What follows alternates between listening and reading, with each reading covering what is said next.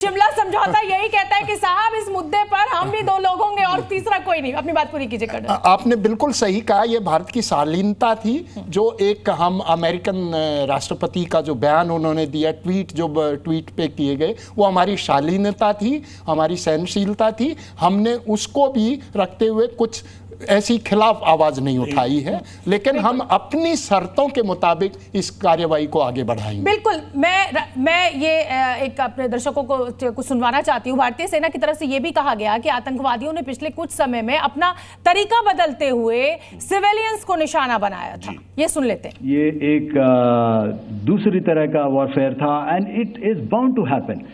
हम लोग पिछली लड़ाई, अगली जो कभी भी लड़ाई होगी, भगवान करे ना हो, लेकिन अभी यदि हुई तो ये पिछली लड़ाई की तरह नहीं होगी। हर एक लड़ाई जो है अलग तरीके से लड़ी जाती है और टेक्नोलॉजिकल एडवांसमेंट्स हो रहे हैं। हम भी उस एडवांसमेंट्स के हिस्सा हैं, हमारे एडवर्सरीज भी हिस्सा हैं। So it is a cat and mouse game and you have to be ahead of the curve to beat your adversary.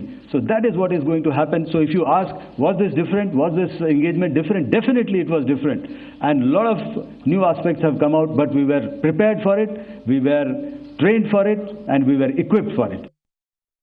तो देखिए, सिविलियंस को निशाना बनाया जा रहा था और बड़ी खबर पर भी हमारी नजर है। और देखिए, प्रधानमंत्री नरेंद्र मोदी का आज भाषण होगा। मतलब भाषण तो नहीं मैं कहूंगी इसको, मैं संवाद कहूंगी इसको देश की जनता के साथ, क्योंकि इस चुनौतीपूर्ण समय से देश गुजरा है। और यकीन मानिए कि सेना बॉर्डर पर लड़ रही थी, लेकिन देश का कोई भी नागरिक चैन की नींद नहीं सो रहा था।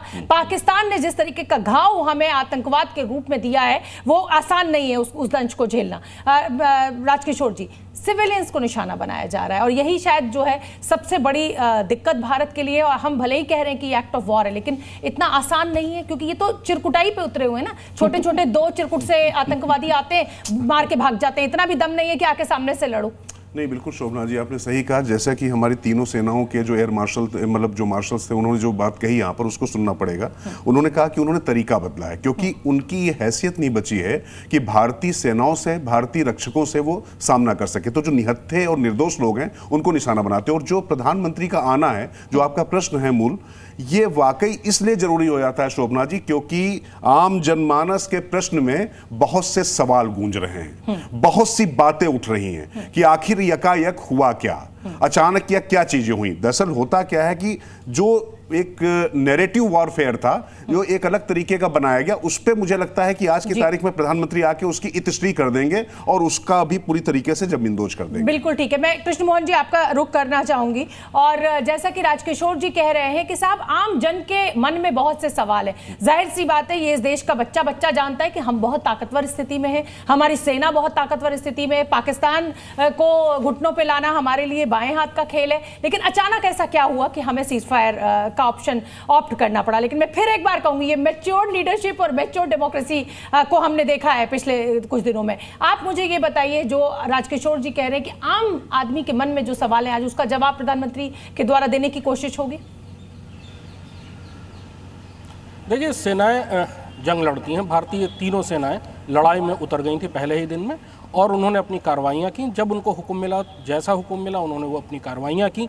जब हुक्म मिला कि उन्हें प्रेस कॉन्फ्रेंस करके बताना है, उन्होंने वो ही बताया। लेकिन वो सारी बातें सिर्फ लड़ाई से संबंधित, मिलिट्री ऑपरेशन से संबंधित बता सकती हैं। तीनों अधिकारी जो ब्रीफिंग कर रहे थे, उनमें से एक डायरेक्टर जनरल मिलिट्री ऑपरेशंस हैं, एक डायरेक्टर जनरल एयर ऑपरेशंस और एक डायरेक्टर जनरल नेवल ऑपरेशंस हैं। यानी वो तीनों शीर्षस्थ अधिकारी जो फौजी कार्रवाइयाँ के जिम्मेदार होते हैं, लेकिन वो सिर्फ फौजी कार्रवाइयों के बारे में बता सकते हैं। देश को इस कार्रवाइयों के पीछे का राजनीतिक मंतव्य और देश की जनता को जो संदेश देने की बात है, वो तो प्रधानमंत्री ही कर सकते हैं, क्योंकि भारत में व्यवस्था ऐसी है, लोकतांत्रिक व्यवस्था है, राजनीतिक नेतृत्व सर्वोपरि होता है, प्रधानमंत्री देश का सबसे बड़ा नेता होता है। तो जो जानकारी, जैसे कि लगातार बात हो रही है कि भारतीय सेनाएं जब इतनी जीतने की स्थिति में थी तो अचानक युद्ध विराम क्यों हुआ, उसके पीछे बहुत सारी थ्योरीज चल रही हैं, बहुत सारी कहानियां चल रही हैं। उनको मेरा ख्याल ये है कि उनको समझाने के लिए देश को प्रधानमंत्री आज राष्ट्र के नाम संदेश देंगे। बिल्कुल ठीक है। अनिमेष मेरे साथ लगातार बने हुए। देखिए अनिमेष, आप रिपोर्टर हैं और जमीन पर मौजूद हैं, और अगर खबर से पहले आप खबर बताएं तभी फायदा है। तो बताइए, आज प्रधानमंत्री नरेंद्र मोदी के संवाद में आपको क्या लग रहा है? कुछ ज्यादा ही आपने यूपीएससी का तगड़ा सवाल पूछ लिया, कुछ ज्यादा ही प्रेशर डाल दिया। नहीं, आप इसको दबाव ना समझें। मैं जानती हूँ कि प्रधानमंत्री नरेंद्र मोदी सरप्राइज देने वाले प्रधानमंत्री हैं। कौन मुख्यमंत्री बनेगा ये अंत तक पता नहीं चलता है हमें, तो बिल्कुल आपके ऊपर कोई दबाव नहीं है। लेकिन बताइए, अपना जवाब दीजिए।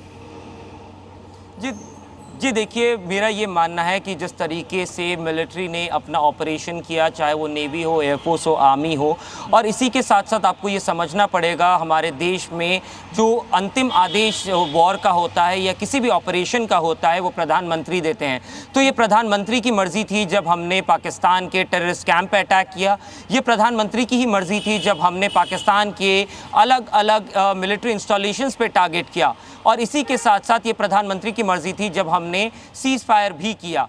अब प्रधानमंत्री देश को ये भी बताना चाहेंगे हमारी सेना ने क्या कार्रवाई की, कितनी बेहतर कार्रवाई की, और किस तरीके से प्रधानमंत्री ने क्यों चाहा। हम फोर्थ लार्जेस्ट इकोनॉमी है आज। बिल्कुल, देखिए ये सब जानकारी जो अनुमेश बता रहे हैं वो आज दी जाएगी, लेकिन राजकिशोर जी, दबाव सरकार के ऊपर भी है, और दबाव इसलिए है क्योंकि पीओके का जिक्र हमेशा बीजेपी के द्वारा किया गया। गृह मंत्री अमित शाह के द्वारा संसद में पीओके का जिक्र किया गया कि अगर पिछली सरकारें 3 दिन और सीज फायर ना करती तो पीओके हमारे पास होता। गलतियां की गई हैं।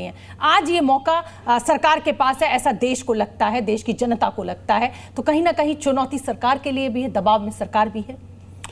नहीं, मुझे लगता है कि दबाव जो था या है, जो एक नैरेटिव का दबाव जरूर बना, लेकिन हाँ, पाक के कब्जे वाला जो कश्मीर है उसको मुक्त कराना हमारा संकल्प है, संसद का संकल्प है। और ये लगातार, चाहे अमित शाह हो, चाहे प्रधानमंत्री नरेंद्र मोदी, उससे पहले की सरकारें, इस मामले में कोई भी भारतीय इससे इतर कोई भावना नहीं रखता। लेकिन ये जो युद्ध या जो ये चीजें होती हैं, ये कालखंड जो होता है वो इतना छोटा नहीं होता है। ये कोई इंस्टेंट मैगी बनाना नहीं है। ये सही समय पर सही फैसला होगा। और अभी तो कहा गया कि अभी तो ऑपरेशन सिंदूर खत्म नहीं हुआ है। वायुसेना ने भी कहा कि हमारा ऑपरेशन अभी जारी है। तो कुल मिलाकर जो परिस्थितियां चल रही हैं, और अभी आप क्यों भूल जाते हैं कि अभी जल संधि है, उस पर कोई फर्क नहीं पड़ा है।